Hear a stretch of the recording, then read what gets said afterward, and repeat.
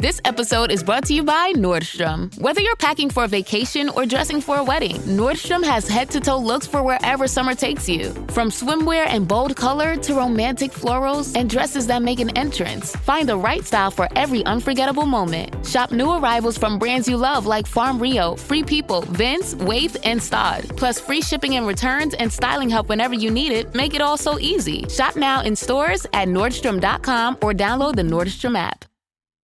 Girl, winter is so last season. And now spring's got you looking at pictures of tank tops with hungry eyes. Your algorithm is feeding you cutoffs. You're thirsty for the sun on your shoulders. That perfect hang on the patio sundress. Those sandals you can wear all day and all night. And you've had enough of shopping from your couch. Done hoping it looks anything like the picture when you tear open that envelope? It's time for a little in-person spring treat. It's time for a trip to Ross. Work your magic. At first, I didn't think it was real. I woke up to this blinding light, and I was transported to another place. Pluto TV! Then I heard a voice. Come with me if you want to live. There were thousands of movies and shows, and they were all free. The truth is ours. It's just so beautiful. On Pluto TV, free streaming of Terminator 2, Fringe, Arrow, The 100, and The X-Files may cause excitement, loss of sleep, and sudden belief in extraterrestrials. No credit cards or alien encounters necessary. Pluto TV. Stream now, pay never. I'm JJ Virgin, PhD dropout, sorry mom, turned 4-time New York Times bestselling author. Yes, I'm a certified nutrition specialist, fitness Hall of Famer, and I speak at health conferences and trainings around the globe. But I'm driven by my insatiable curiosity and love of science to keep asking questions, digging for answers, and sharing the information I uncover with as many people as I can. And that's why I created the Well Beyond 40 podcast, to synthesize and simplify the science of health into actionable strategies to help you thrive. In each episode, we'll talk about what's working in the world of wellness, from personalized nutrition and healing your metabolism to healthy aging and prescriptive fitness. Join me on the journey to better health so you can love how you look and feel right now and have the energy to play full out at 100. I have one of my favorite guests back again. It's Cynthia Thurlow. She is best known for her book, Intermittent Fasting Transformation, and she's known as a fasting expert because of her multiple TEDx talks with over 14 million views. However, we are going to shift gears now and talk about metabolic health, kind of step up from intermittent fasting because that can totally help restore metabolic health. But we'll dig into a little bit about who should fast and who shouldn't fast and all of that as well. But we're going to really dig into metabolic health, what it is, what's causing the big challenges we have with it, and most importantly, what we can do to start to shift it around. Now, if you missed the other interviews I've done with Cynthia, we will link to them in the show notes, and we'll also link to all of her information. I'm going to put that at jjvirgin.com/everyday wellness, because that is the name of her awesome podcast, Everyday Wellness. You've probably seen Cynthia, where? ABC, Fox, KTLA, CW, Medium, Entrepreneur, even the Megyn Kelly Show. She's been all over the place, focusing on her mission to educate women on the benefits of both intermittent fasting, but bigger than that, on having optimal metabolic health so that they can live their most optimal lives. So I will be right back with Cynthia Thurlow. Stay with me. Plan B is a backup birth control option that's there for you when things don't go according to plan. It specifically works after unprotected sex and before pregnancy occurs by temporarily delaying ovulation. Plan B is available nationwide at all major retailers and through delivery apps like DoorDash. No ID, prescription, or age requirement. It's the #1 OBGYN recommended brand of emergency contraception, and it won't impact your future fertility. That's freedom to be. Use as directed. Hey, I just Venmo'd you for rent. Nice. Now I can instantly spend it whether I'm checking out online with Venmo or using a Venmo debit card. Say more. More exactly. Because the more you do with Venmo, the more you get.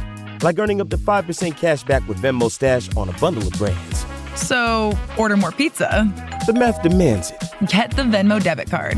Venmo Stash bundle terms and exclusions apply. See terms at venmo.me/stash terms. Venmo checkout not available at all merchants. Venmo MasterCard is issued by the Bancorp Bank N.A. All right, Cynthia Thurlow, welcome back. Thank you, JJ. I've been so looking forward to reconnecting with you and recording a podcast together. Well, you've been very busy since you launched the intermittent fasting transformation. And what I really want to dig into today is like to go beyond that, because that was like the start. But now you're really getting into metabolic health, which I can't imagine anything more important with the current status of our metabolic health. So let's dive into that. Like, where are we now and what does this even mean? Yeah. So prior to the pandemic, there was a UNC School of Chapel Hill study that came out, and it talked about at that time, 88.2% of Americans were not metabolically healthy. But what does that even mean, that not metabolically healthy? Yeah. So it's really speaking to people that are insulin sensitive, individuals that are able to have a healthy blood sugar response, that are not prescribed medications to treat blood pressure, are not prescribed medications to address diabetes, have a healthy waist circumference, have a healthy lipid panel. It's that basic that we are now in a position as a country where you are an outlier if you are not insulin resistant. And so I look at this as a crisis that not enough individuals are talking about. And so when we think about that was 2018 when that study came out, we go through the pandemic, we come out of the pandemic, we are less healthy. Now it's 92 to 93% of Americans are not metabolically healthy. And what that really speaks to is we have a crisis of not just adults with high blood pressure, diabetes, metabolic syndrome, cardiovascular disease, neurocognitive disorders, polycystic ovarian syndrome, which is the number one cause of infertility. We're looking at a generation of children that are also not as metabolically healthy and very likely will not be as healthy as their parents. And so I look at this as a clinician. I look at this as a crisis to speak of. And so when I'm speaking to women, especially in perimenopause and menopause, it's helping them understand that hypertension or high blood pressure is not a normal function of aging. That is what I used to tell patients. And I always say, know better, do better. But I think people understand this piece of insulin resistance is at the basis of every chronic health issue that we're seeing. It is inflammation, oxidative stress, and insulin resistance that is really creating a lot of these chronic health problems. And let's break it down for everybody listening as to what is insulin resistance. Yeah. So we have many hormones in our bodies, but it's helping us understand that when we eat food, we have a corresponding reaction. Our body will appropriately try to maintain homeostasis, which means our body wants to keep our blood glucose within a very narrow parameter.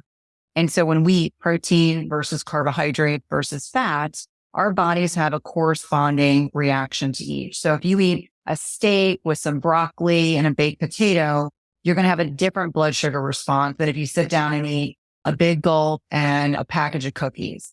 Not surprisingly, having processed carbohydrates are going to have a more impactful effect on our blood glucose. So we have our glucose, which when we eat meals, that can be impacted, whether it's higher or lower. And we have insulin, that is a hormone that is designed to help move glucose from our bloodstream into cells. And over time, if we're dealing with chronically high blood glucose, which is what most Americans are dealing with in response to chronic stress, poor quality sleep, crappy processed diets, lack of physical activity, and understanding that insulin resistance actually starts in our muscle. That's why the value of physical activity is so important, helping people understand over time, if our blood glucose or blood sugar is too high over time, those cells become less sensitive, like a lock and key mechanism, telling our body to take that glucose and shuttle it into the cells. So over time, our cells become less sensitive to insulin's effects. We can develop things like non-alcoholic fatty liver disease, which is the number one liver problem here in the United States right now. It's not cirrhosis like it used to be 15, 20, 30 years ago. We can develop elevated triglycerides, which again is a response. Our body is looking for a way to correspondingly address chronically high glucose levels. And so at a very basic level, when we talk about insulin resistance, what we are really speaking to is this loss of insulin sensitivity. Imagine your cell is a front door and you're banging on the front door. No one can hear the message because it has been desensitized over time. So it starts off as insulin resistance and then progresses to diabetes. And that's what we're trying to help people understand what are the things we can do proactively that can lessen our likelihood of going on to developing disease. We want people to understand that you can reverse these things. This is not, once you get a diagnosis, this means this is forever. I love sharing with people the message of hope, that understand there's a lot that we can do at our disposal to help reverse the effects of insulin resistance. I know we're going to get into that, but before we do, there's a couple things I want to unpack, because when I hear all of this and really look at insulin resistance at really the core of all of these challenges, it feels like we're looking at the wrong thing. The focus now, we're starting to look a lot more at blood sugar, but blood sugar to me feels like a lagging indicator.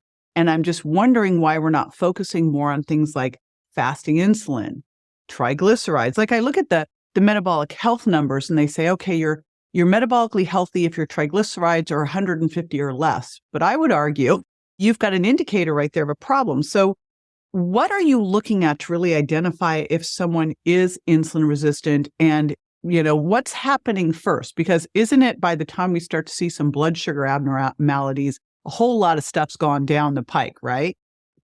Absolutely. And I think that there's nothing more frustrating, because my whole background was in critical care cardiology.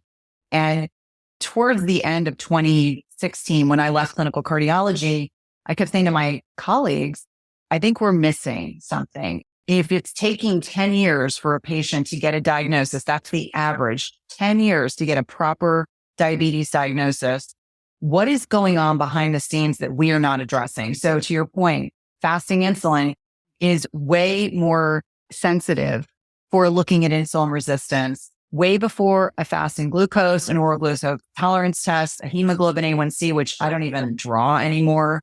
Looking at that fasting insulin is one of the most important markers. And I like to see that between 2 to 5 milligrams per deciliter. So when a woman comes to me as an example and says, I'm weight loss resistant, my fasting glucose is fine, my A1C is fine, and then we draw a fasting insulin and it's 15, I'm like, okay, this is the canary in the coal mine. To your point, the triglyceride piece, I like it below 75, because that is oftentimes a reflection of how much carbohydrate, usually the processed carbohydrates. What's your HDL? We talk about it being this heart healthy cholesterol. There's so much more to lipids than that. That's kind of this old school thought process. But we know that if your HDL is less than 55, that in and of itself is a poor prognostic indicator of metabolic health. And so helping people understand, we like to look at that fasting glucose. And this is not your grandmother's fasting glucose. When I was in nurse practitioner school 25 years ago, we used to tell patients, 120 was fine, 130 was fine. Oh yeah. You would talk about 140, it was much higher than it is now. And I say, when you put your feet on the floor in the morning, I want to see your fasting glucose between 70, 75, and 85. That's where I wanted to see. We know if you have a fasting glucose between 90 and 99, you are at 30% greater risk of developing diabetes. That is from Dr. Robert Lustig, who's one of these preeminent endocrinologists and metabolic health experts. And so I really start to dial back the layers to see what else could be going. What are your inflammatory markers doing? What's your high sensitivity CRP? What's your homocysteine? What's your leptin? Now, you can have a normal insulin and have an elevated leptin, and that can be from a variety of different things. But if someone says to me, I eat a good dinner and then I'm still hungry, I start to think what else could be going on. And leptin resistance can be problematic because that's speaking to communication between the brain and the gut and helping with satiety. There's other, adiponectin, there's other markers you can look at. I don't per se use that as a front line, but I think that fasting insulin can be very, very insightful. And here's the thing. I have had physicians refuse to draw these for patients because they don't know how to interpret it. And I lovingly say, then you need to figure that out, because when you understand how valuable it is, it's covered by insurance. And there's a company I'm not affiliated with, but I usually will refer people. I'm like, if your physician or healthcare provider won't draw it for you, you can go to Own Your Labs. I have no affiliation with them. And for like $12, you can get a fasting insulin drawn. And I think it's very much a proactive situation where you can yourself, even if your healthcare practitioner is not willing to draw for you, you can monitor some of your labs on your own. And it's all about empowerment. We want to be able to look and see, is your fasting insulin normal 6 months ago? And then maybe, you were impacted by the virus. Maybe your thyroid was underactive. Maybe you had a diagnosis and you weren't able to be as physically active, and you suspect that there might be some degree of latent insulin resistance going on. You can look at those numbers and you can use them for comparative reasons. I was able to discern that my thyroid wasn't fully optimized because my fasting insulin, although still within that normal range, was starting to creep. And I was like, I could tell that there was some degree of beginning latent insulin resistance, especially as we were adjusting my hormone replacement therapy. So I think for everyone listening, it takes about 20 years for conventional research to actually come into clinical practice. And so I always say, if your healthcare practitioner is still using what they learned 20 years ago and they're not willing to unlearn, or they're not willing to reconsider other options, I would say we are designed to be lifelong learners as clinicians. If they're not willing to relearn, then you need a new clinician. As I heard you say, well, if the doctor won't order it for you, then you can go over here. I go, if the doctor won't order it for you, then get a new one. Correct. You get a new healthcare practitioner who's up on this stuff, fascinated by it, and wants to be on the cutting edge of it. Absolutely. Because this is not new information either. No. And I think the other thing that I find so frustrating is I am comfortable enough as an individual to say 20 years ago, I didn't know better, but now I do. And now because I know better, I want to make sure you get the best information. And for me, metabolic health is so tied up into what's going on with us in perimenopause and menopause. And if we have not become our own best advocate by that point, you lost. As we're losing estrogen, I always say we lose those people-pleasing skills, which is the less thing that all of a sudden we're less concerned with what people think of us. And we're like, hey, this is not okay. And, there are many, many providers out there that can provide the level of care that you're looking for. So you just listed the challenge, insulin resistance, and how it's expanded and dramatically increased during the pandemic. No surprise. The surprise of it even being 88%, and how this isn't considered the biggest epidemic of our time is bizarro, and it's just being ignored. That's even weirder. But what's behind it? Because we can't fix something if we don't know what's creating the issue. Yeah. I mean, I think that there's multiple things that are at play here. I think that it's the food that we consume. We know that 60 to 70% of Americans consume hyper-processed, hyper-palatable foods. So the food that's easy and very addicting to eat. I think we eat too frequently. We'll just put that in there. I think we don't manage our stress. And certainly the last 3 years have shown that. We're not physically active. And when I said insulin resistance starts in your muscles, that is based on research. This is not just contrived. We are designed to move. We are not designed to be sedentary. I think a great deal of it is also impacted by the endocrine mimicking chemicals we are exposed to in our environment. We live in a very toxic environment. And I read recently that some of these endocrine mimicking chemicals are 1,000 times more potent than the actual hormone. I'm going to say that again, 1,000 times more potent than the actual hormone. Our hormones don't stand a chance. And you think about the water supply, like as one example, most water does not filter out oral contraceptives, hormones that we urinate into the system, antibiotics. We are just bathed in these hormones, these synthetic hormones all the time. And it's interesting. I was talking to a colleague and I said, well, is there any filter that filters out all these synthetic hormones? And they said, no, unfortunately. So we have this chronic overexposure. And then I also think about how many people don't value high quality sleep. I don't think I valued sleep enough until I hit perimenopause. And then when it went south, I was like, okay, this is something I clearly need to prioritize. But how many people don't appreciate or value high quality sleep? So I think that there's many things that contribute. I would tag on to that is understanding, 22 years ago when the Women's Health Initiative study came out and the onslaught of that, I was a new nurse practitioner. And I recall all my patients were removed from hormone replacement therapy. And these women would cry about how they suddenly went from being able to think clearly and have a libido and just be able to function and sleep. And all of a sudden they weren't. And so we had a whole generation of clinicians that were fearful to prescribe hormones. Women were afraid to take them. And that's starting to turn, thankfully. But understanding that as women are navigating perimenopause into menopause, we're losing insulin sensitivity just by virtue of losing estradiol. It's important for women to understand, like, whether you choose to take hormone replacement therapy or not, you need to understand the net impact on your health. And this is something that I can speak from a personal circumstance. I was on HRT. I was on too much. We stopped it. I went off for 6 months, although I was still taking progesterone.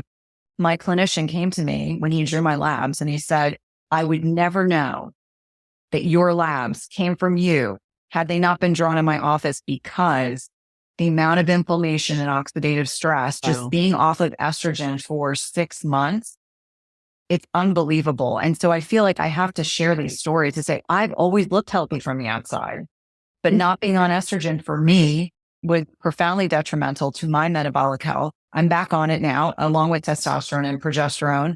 But I share this so that people understand, like, you can look healthy on the outside.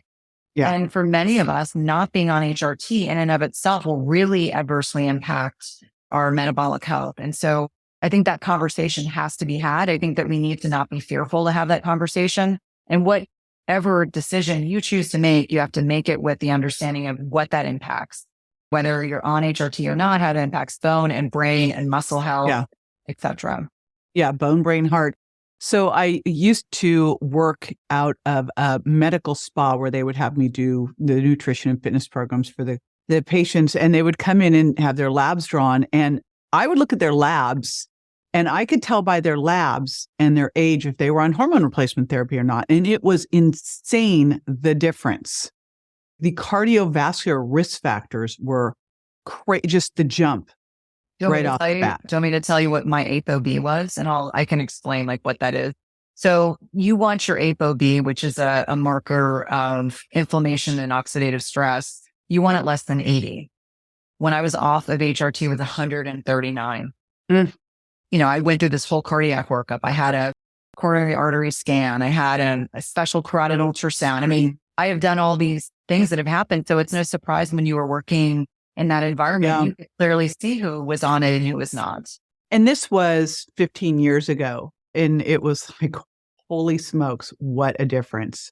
I'm just so fortunate that I was surrounded by gynecologists when all of my hormones started to go sideways and I didn't have to go through this. I was listening to your list. So I don't think you know this. I used to teach this course for healthcare practitioners called Overcoming Weight Loss Resistance. It all happened because Dr. Phil had a book, and in the book, he had a chapter called Weight Loss Resistance. It really was about insulin resistance. But I started to go through what are all the things that could get in the way of you losing weight or cause you to gain weight. And it was toxins. You know, obviously we had to fix the diet and exercise. It was stress. It was sleep. It was sex hormones. It was thyroid. It was gut health. It was insulin and leptin resistance. It was all of those things, right? And the thing is, they're not independent of each other. If you have cortisol issues, you'll probably have thyroid issues. If you've got estrogen issues, you'll probably have insulin issues. Then you'll have inflammation. Like they all would become this tangled web. But at the very basis of this, and we talked about this in your podcast, was this concept that I learned from Dr. Diana Schwartzbein of you must get healthy to lose weight. You don't lose weight to get healthy. Now I would put in front of it, because that was 20 plus years ago and we didn't have this term yet, is that you don't lose weight to get metabolically healthy. You must get metabolically healthy to lose weight. So there are all of these issues. And I guess we could do a diagram to go, which are your issues, and address your top priorities and go down the line. But how do you take someone coming in? And the first obvious thing is we've got to measure the right things. Again, if you've got a doctor who's not looking at things like fasting insulin or an ApoB, the numbers we now know that are so predictive. If you were going to pick one thing to look for cardiovascular risk, you'd be smarter to look at an ApoB. So these numbers that are so predictive of what's happening, and because a lot of these things, you don't become diabetic overnight, you become diabetic over time, and there's signs all along the way.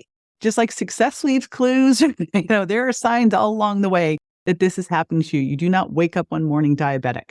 So what are the things then that we can do to start turning this around? And why do you think, especially for women, are women just not doing the right things here? Like what's happening with women where they're really struggling with this?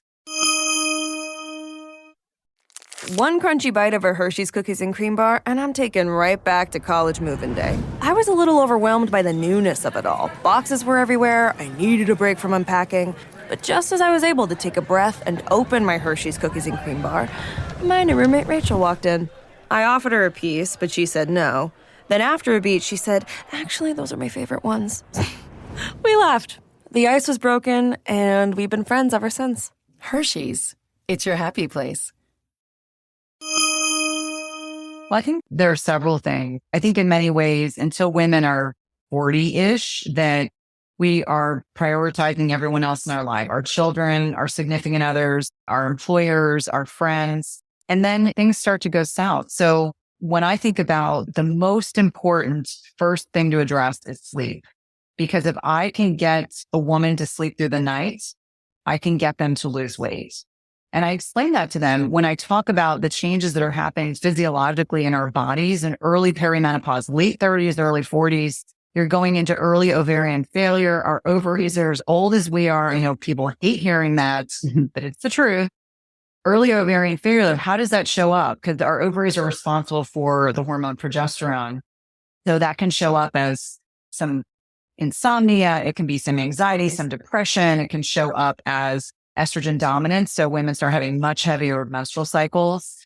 And our adrenal glands are designed to be this emergency backup system, but the quarterback has to step in. Our adrenal glands get called upon to help support us hormonally as this transition is occurring. And so one of the first things I do, and especially when women come to me and they're like, well, I was prescribed a sleep aid and I was given Paxil or Prozac or Zoloft or whatever antidepressant or anti-anxiety agent. And I always say, well, maybe the thing that we need to start with is let's get your sleep dialed in. So sleep hygiene, making sure you're not sitting on your iPad or your laptop computer until midnight and getting that second wind. Help people understand that we do have this whole sleep ritual, just like when we are raising little people and we have a ritual for them so their bodies know it's time to go to bed. It's helping people understand, maybe wearing blue blockers in the evening, getting off electronics. Maybe you need a bath. Maybe you need to soak in magnesium. Maybe you need to read a book. In addition to, maybe as a perimenopausal woman, maybe you need progesterone the week prior to your menstrual cycle. I mean, something so simple can be so effective. I mean, I've had women that have said that progesterone for them in early perimenopause or even middle perimenopause has been life-changing. So I can get you to sleep through the night. I can get you to manage your stress. I can get you to make better food choices. I can get you to show up better in your personal life. So sleep is number one. And there's lots of hacks around sleep, but I would say you need the basics to be able to do that. Because we know based on research, if I can get you to sleep through the night, your blood sugar is going to be better balanced. You're going to wake up in the morning. You're going to make better choices when you do eat meals. And actually that first meal of the day is the most important meal for setting up your blood sugar response for the rest of the day. And why is this relevant? We know that if you have a protein-laden breakfast, which I know is something that you are a fan of, first meal of the day, whether it's 11 o'clock in the morning, 9 o'clock in the morning, a protein-laden breakfast is going to keep your blood sugar stable and it's going to reduce the likelihood that you're going to have cravings. So we call it hyperphagia. Versus if you sit down and have a bowl of cereal, you have a Pop-Tart, you have a croissant that's 5 times the size of the croissant that you would ever get in France, you are going to have much better blood sugar control. And we know that it's more aligned in the circadian biology. We are designed to actually eat earlier in the day, not later. We are more insulin sensitive earlier in the day than we are later on. So it all goes back to figuring out ways that we can support our bodies to make sure we optimize our hormonal regulation, but doing it in a way that is sustainable. Because you and I both know there's always like the next get quick fix phase. This one thing, this potion pill or powder is going to fix everything. And I tell everyone, we really do have to make lifestyle changes that are sustainable so that we can go on and be able to sustain things. So, that first meal of the day, having some protein, understanding protein is satiating, understanding you want at least 30 grams of protein to trigger this muscle protein synthesis. I know we talked about this on my podcast, but helping women understand how critically important that protein piece is. And then I'm a huge fan of intermittent fasting if that's appropriate for you, but only intermittent fasting if you can actually get your protein in. So I'm not a fan of OMAD. But here's what I think is the biggest challenge with the fasting umbrella. There is fasting, intermittent fasting, time restricted feeding, OMAD, every other, it's like, okay. So when you talk about it, because you did write the book, right? So we have to address it. When you talk about it, what specifically are you talking about? When is it appropriate? When is it not appropriate? Let's break it down. Yeah. So when I talk about intermittent fasting, it's a period in time in which you abstain from eating food or caloric beverages and a period in time in which you eat. The most important thing that you can take away from this conversation about intermittent fasting is not starvation and it is not restriction. It is not designed to be restrictive in the sense that you should be nourishing your body. I think that there's this common misnomer on social media that what we're suggesting is people starve themselves. That is not what we're doing. We're just saying we're going to eat 2 meals a day or 3 meals a day in this feeding window, and helping people understand that the individuals that are appropriate for intermittent fasting are individuals that can manage their blood sugar. They're individuals who are sleeping well. And I go back to that sleep piece. If I can get you to sleep through the night, I can get you to make good food choices. I can get you to get to a point where intermittent fasting is a viable option. It's not an option if you're pregnant or breastfeeding. It's not an option if you have a disordered relationship with food, anorexia, bulimia, or binge eating. Have I met women that fall within those parameters and have gone through enough support and services with their psychologists, eating disorder specialists, and are able to intermittent fast? Sure, but it's the minority.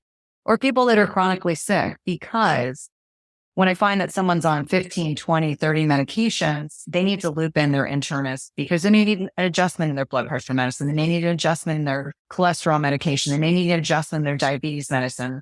But most other individuals, my teenagers included, can eat for 12 hours of digestive rest, meaning that there's a 12-hour window in which you do not eat. Most people can do that. They just are terrified to do that. The average that I read recently was one of Sachin Panda's research was looking at meal frequency and the amount of time people drank caloric beverages and food. It was 10 to 12 times a day. It's wild. And I thought to myself, that's 10 to 12 times a day that your body is trying to process a bolus of food and or a sugar sweetened beverage. And we talked about insulin resistance and how that can impact it quite significantly. So I always, from the context of helping people understand what intermittent fasting is, not starvation. It is not designed to keep you protein deficient, because we know as women are getting older, we need more protein, not less. So when I see someone that says to me, I am OMAD all the way, team OMAD 7 days a week. Oh boy. How do you get enough protein OMAD? How, if we need to get at least 100 grams, how is this working? You can't. I always say I come from a place of education, and I just want women to be able to make good choices, healthy choices. And if you're getting 35 grams of protein and 3 meals a day, great. If you can get by with 50 and 2, fantastic. But you definitely want to be ensuring you're getting enough protein. That is the most important macronutrient at this stage of life, in particular, because we need more, not less. Right. And so that's my soapbox about OMAD. And this is also why when people ask me, am I a fan of prolonged fasting? 24 hours, 48 hours, 72 hours. Not if you're already lean, because it's at the expense of your muscle. And so I've gotten more and more outspoken about this. I'm a lean 52-year-old, and I do not do long fasts anymore. I don't, because I want to maintain my muscle. And so I think when you find that reframe, it's not coming from a place of judgment. It's coming from a place of empowerment. And I want every listener here to understand, yes, you can intermittent fast. If you have 30, 40, 50 pounds to lose, you can get by with a little bit of longer fasting, but making sure on those other days you're eating sufficient amount of protein. So protein is definitely what you want to be focused on if you are choosing to intermittent fast, for sure. And, it comes to this bigger umbrella of diets are tools. They're tools. So to me, an intermittent fast of eating for 12 hours, fasting for 12 hours is actually just the way we should eat. To me, that's like, stop eating, shut the kitchen down after dinner, and don't go in there until after you've been up for an hour or two. Yeah. Ideally, too. Shut the door. But what you decide to do after that really is what's the effect you're trying to achieve. And then you choose the appropriate dietary tool, not the tool that your manicurist told you was working perfectly. This used to drive me crazy. I go, eating does not make you a nutritionist. Very true. So careful where you're reading this advice or taking this advice. And then I also find that with all of these diet books, everyone tends to write the book. I can totally say this now with the next book I'm writing. They write the book for them. They write the book that's working for them. So that doesn't mean that's the book for everybody. Diets are tools. Pull the stuff that you need for what you're attempting to achieve there. All right, sleep again. I don't know how to help someone with insulin sensitivity, unless they are sleeping well. That's the Karen. I incentivize people. I'm like, listen, this is the way I can get you to a point where your body will be in a position where it can get healthy to lose weight if I can get you to sleep. And this is also how I'm able to say to women, stop staying up until 1 o'clock in the morning to do stuff. Go to bed. Like my whole family laughs at me. I'm the first one in bed. Obviously, I'm not irresponsible. I wait until my kids are home, but I am the first person in bed because I know that I need the sleep. I need a solid 8 hours a night of sleep to function best. And there's no shame in that. Like the years of getting by with 4 and 5 hours of sleep completely were not helpful for me in terms of, navigating perimenopause. So sleep is the way for sure. Okay. Beyond sleep, what are some of the other things here? Like maybe some supplements or gut health? Like what else is critical? Yeah. I mean, I think that, when we're talking to women about navigating perimenopause and to menopause, stress management is without question. We know that chronic stress, even high cortisol, low cortisol, it will show up as adiposity around your abdomen. So we talk about there's 40 times more cortisol receptors in our abdomen. So when someone is dealing with acute on top of chronic stress, they'll sometimes say, I have the menopause. I have all this adipose tissue that I don't know what to do with. But understanding that managing your stress is not 5 minutes of meditation once a week. It is a proactive way of managing your stress day to day. It could be like, I have 2 dogs and my husband love to be hugged. So I can get a little oxytocin boost, and understanding this hormone oxytocin gives you a little bit of a reduction in cortisol on the short term. It doesn't last forever. The connection to nature, meditation, which I know you're a huge fan of. For me, it's, getting outside and just putting my feet in the earth. It's starting to get colder where I am right now, but I do genuinely love that. For me, it's reading a book, reading a book for pleasure. I love doing that. But finding things that you enjoy doing, because that is going to help buffer that cortisol response. But I would also think about things like myo-inositol can be very helpful for not only sleep support, but also stress management, also insulin sensitivity. This is something that's naturally occurring in the body. We don't make enough of it. It gets depleted very easily. But helping people understand, there's little hacks, whether it's myo-inositol, creatine, which I know we're both fans of, helps with sleep architecture. Also, there's some metabolic effects that can be very helpful. When people are dealing with chronic stress and they feel wired and tired, I start to think about adaptogenic herbs, ashwagandha. I think about L-theanine or GABA. All of these things are very nourishing to the adrenal glands, but also very helpful. L-theanine is a compound that's found in things like green tea. So it's also naturally occurring, but I don't know how many people even have decaffeinated tea right before bed. So those are the things I think about, along with, I got to be honest with you, we know that trauma has a large impact on not only autoimmune conditions, but also has a huge net impact on weight loss resistance. There is that connection. I interviewed Dr. Gabor Mate, and I was stunned looking at the statistics in his book, but helping people understand unprocessed trauma. You can go online and look at these scales, like adverse childhood events. If you have a high score, you're at greater risk for developing an autoimmune condition. You are at greater risk for weight loss resistance. You are at greater risk for, this chronically overactivated sympathetic nervous system. And I know JJ's talked a lot about the sympathetic nervous system, which is I'm being chased by a rabid animal system. But most of us are living in these chronically overactivated sympathetic nervous system. So those are the things I think about, along with gut health does play a role. We know chronic cortisol can disrupt the gut microbiome. We know there's something called the estrobola, which is this kind of awkward, strange word. How our body is able to actually process up and package estrogen and get rid of it effectively. That's why a bowel movement every day is the bare minimum. It's not normal to poop once or twice a week. I still meet women that think that's completely normal, but cleaning up your personal care products, cleaning up your water. We have a filtration system in our house. We had our water tested.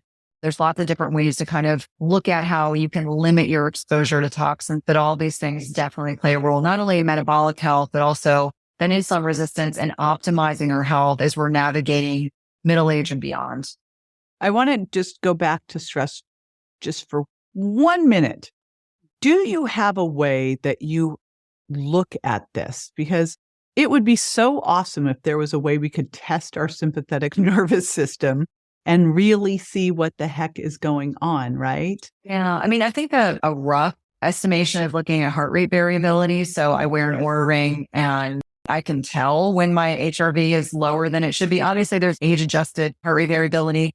I don't expect as a 52-year-old that my heart rate variability is going to be what a 20-year-old is. But where is yours? It's good if I'm in the 50s. I'm really good if I'm at 60. But if I'm in the 20s, it usually means I didn't get enough sleep or I'm traveling. I really tank when I travel. That's a given. Like, especially if I'm jet lagged, my HRV will end up in the toilet. But based on like what I have read and my understanding is it's really looking at this balance of the autonomic nervous system, parasympathetic to sympathetic. We want balance, but most of us tend to be revved up and we don't have enough restorative time. It could be taking a nap on the couch. It could be reading that good book. It could be sitting outside in nature. It could be taking your dogs for a walk, loving on your animals or your significant other, your spouse, your kids, just getting that oxytocin release. But that is what I think is a good, quick, safe way of observing heart rate variability. It's a good way to get some insights into the autonomic nervous system. It's interesting. I was just checking and I remember hearing Peter Attia talking about something, and it was like the number 13.7. I think that there wasn't, like, as long as you were not below that.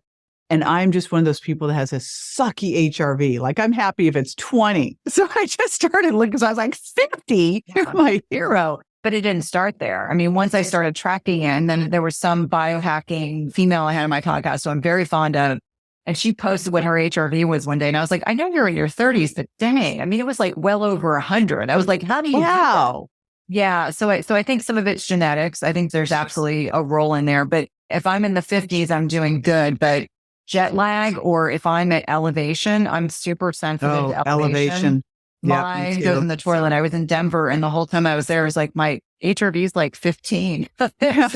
Terrible. And then it went back to baseline when I got home. So I think it's looking at acute stress, chronic stress, balancing that autonomic nervous system. But I certainly think that having, whether it's a Whoop band or an Oura, I think those tracking devices can be helpful, provided that you don't allow it to ruin your day. Like, if I look at my HRV and it's terrible, I kind of go, okay, note to self, this is not the day to do HIIT.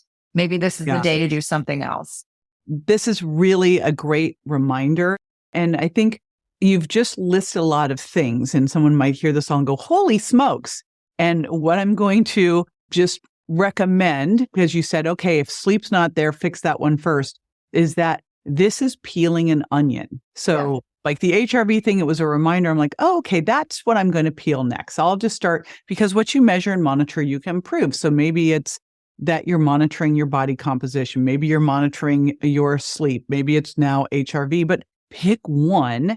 And then once you've really gotten that into place, then you can pick the next one. Otherwise, you can listen to all this and go, holy smokes, I'm out, I don't know what to do. And I think you've made a really great case for the stress and sleep piece of this, because those two factors, especially for women, are so huge.